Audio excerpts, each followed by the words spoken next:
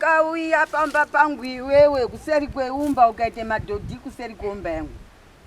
Unechokwadi ere yo? Aiwa kani mai. Unechokwadi ere. Munotaura kuti ini musharukwa muntu zvandakaita zvinezvi ndingaitire tsvina kuseri kwemba. Ndamaitira akoregera ndikupe dhodhi rako mama. Iro.